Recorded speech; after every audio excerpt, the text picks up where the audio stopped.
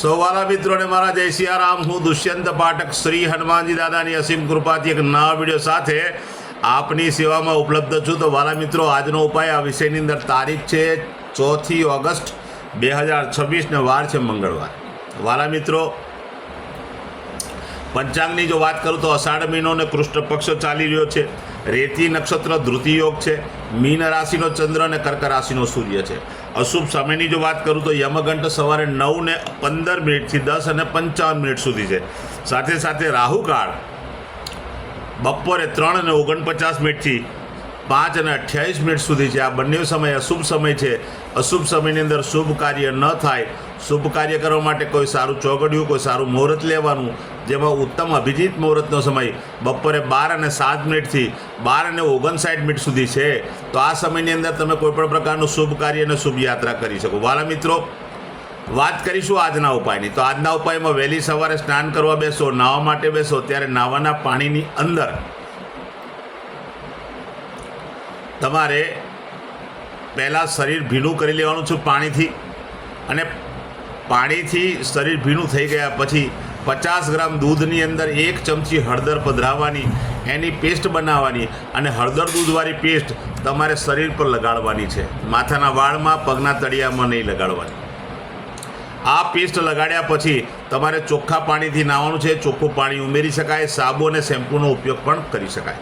સ્નાન તમારું થઈ જાય ત્યાર પછી તમે કપડાં પહેરી લો, વસ્ત્ર પહેરી લો, સફેદ કાગળ લેવાનું, એમાં 1/2 ચમચી જેટલું સિંદૂર લેવાનું છે, અને સિંદૂર લીધા પછી એની પડીકીવાળી 24 કલાક તમારા પોકેટમાં રાખવાની। બીજા દિવસે વહેલી સવારે પીપળાના ઝાડના મૂળમાં અથવા ગણપતિ દાદાના ચરણોમાં જઈને મૂકી આવવાની, અથવા કોઈપણ દેવસ્થાને જઈને મૂકી આવવાની। આટલો પ્રયોગ છે। ત્યાર પછી સીધું સંધ્યાકાળે પશ્ચિમ દિશા તરફનું મુખ રાખી શ્રી હનુમાનજી દાદાને કાગભૂષણની રામાયણજીનો પાઠ અને એક હનુમાન ચાલીસાનો પાઠ દાદાને અર્પણ કરવાનો। સમયની અનુકૂળતા હોય તો એક સુંદરકાંડનો પાઠ પણ દાદાને અર્પણ કરી શકો છો। ત્યાર પછી રાત્રે સૂતા પહેલાં પોતાની પથારીમાં બેસવાનું, પલાઠી વાળવાની, ઓમ કૃષ્ણાય વાસુદેવાય હરે પરમાત્મને પ્રણત ક્લેશ નાશાય ગોવિંદાય નમો નમઃ, આ મંત્ર યથાશક્તિ જપવાનું। આ હતો આજનો ઉપાય। જે મારા વાલા મિત્રનો જન્મદિવસ 4 ઓગસ્ટ 2026 અને મંગળવારના દિવસે છે, તેવા બધા જ વાલા મિત્રો સૌ પ્રથમ મેં કહ્યું તે પ્રમાણે સ્નાન, અને મેં કહ્યું તે પ્રમાણે સિંદૂરની પડીકી પોતાના પોકેટમાં રાખે। ત્યાર પછી ગૌશાળાએ જાય, ગાયોની પરિક્રમા કરી, ગાયોને વંદન કરી, એની સેવા કરી, એને લીલું ઘાસનું દાન આપે। તમારે ત્યાં ભોજન બન્યું તો ભોજન પણ ગાયોને આપજો, અર્પણ કરી ગાયોના આશીર્વાદ મેળવી લેજો। ત્યાર પછી સંધ્યાકાળે ગોળમાં બનેલી કોઈ પણ મીઠાઈ, અથવા ગોળ હોય તો પણ ચાલે, તમારે નાના નાના બાળકોને, જરૂરિયાતમંદ લોકોને, શ્રમિકોને, વડીલોને, બ્રાહ્મણોને બધાને ભેટ સ્વરૂપે આપવાની છે। ગોળમાં બનેલી વસ્તુ, અથવા ગોળ હશે તો પણ ચાલશે। આટલું જ કરી લો, આખું વર્ષ આનંદ સહિત પસાર થશે। વિશેષ કંઈ કરવાની ઈચ્છા હોય, વધુ કંઈ કરવાની ઈચ્છા હોય તો કોઈ પણ જરૂરિયાતમંદ વ્યક્તિને ગોળ તમે ભેટમાં આપશો, અથવા ઘીને ગોળ આપશો તો પણ ઉત્તમ પરિણામ પ્રાપ્ત કરશો।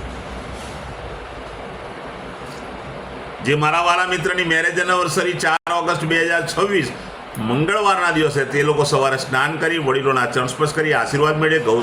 ત્યાર પછી ગૌશાળાએ જાય, ગાયોને લીલું ઘાસનું દાન આપે, પરિક્રમા કરે ગાયોની, પોતાના ઘરે જે ભોજન બન્યું તે ભોજન પણ ગાયોને અર્પણ કરે। પતિ અને પત્ની બંને ગાયોના આશીર્વાદ મેળવી લે, વડીલોના પણ આશીર્વાદ મેળવી લે। ત્યાર પછી સંધ્યાકાળે કોઈપણ વૃદ્ધાશ્રમમાં જઈ, અનાથાશ્રમ, વિધવા આશ્રમ, જરૂરિયાતમંદ લોકોને, શ્રમિકોને, ગરીબોને, બ્રાહ્મણોને તમારે સંપૂર્ણ સીધાનું દાન કરવાનું છે, શાકભાજી સહિત। તમે સંપૂર્ણ સીધાનું દાન ન કરી શકો તો કોઈ પણ ભૂખ્યા વ્યક્તિને, કોઈ પણ જરૂરિયાતમંદ વ્યક્તિને, કોઈ પણ ગરીબ વ્યક્તિને તમે જમાડી દેશો તો પણ ઉત્તમ પરિણામ પ્રાપ્ત કરશો. બસ આટલું કરી લો, ઉપાય પરિપૂર્ણ થઈ જશે. આખું વર્ષ આનંદ સહિત પતિ અને પત્નીનું પૂર્ણ થશે. મારા બધા જ વિડીયો યુટ્યુબ પર હોય છે. મારી યુટ્યુબની ચેનલનું નામ છે દુષ્યંત પાઠક. મારી ચેનલને સબસ્ક્રાઈબ કરજો અને બેલ આઇકન અવશ્ય દબાવજો. હું નિયમિત એક વિડીયો મૂકું છું. જો તમે બેલ આઇકન દબાયો હશે તો તરત જ નોટિફિકેશન આવશે, તમે મારો વિડીયો તરત જ જોઈ શકશો. એટલે મારી ચેનલને સબસ્ક્રાઈબ કરજો, બેલ આઇકન દબાવજો. મારું જે ઇન્સ્ટાગ્રામ, મારું ફેસબુકનું પેજ, એનું નામ પણ દુષ્યંત પાઠક છે. મારા પેજને ફોલો કરજો, લાઈક કરજો અને પ્રાર્થના કરું છું બધા વિડીયોને શેર કરજો. કારણ કોઈ સંઘર્ષમાં ફસાયેલા વ્યક્તિ સુધી આ વિડીયો પહોંચી જશે અને એ મારા કહેવા પ્રમાણે જો ઉપાય કરશે સતત, તો એ પણ સંઘર્ષમાંથી બહાર આવશે.